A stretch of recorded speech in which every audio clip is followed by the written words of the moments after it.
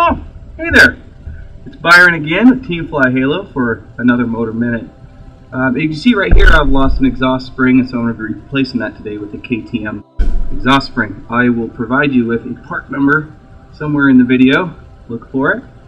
So, here we go. We've got our new exhaust spring. We're going to hook it up to the top.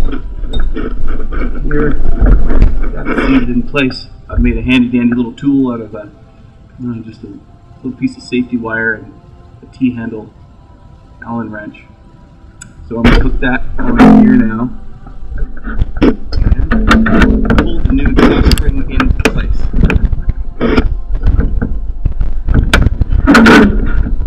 There we go. That's in place. I'm just going to cut that safety wire off. There we go. Exhaust spring replaced. That's it. You guys fly safe, huh?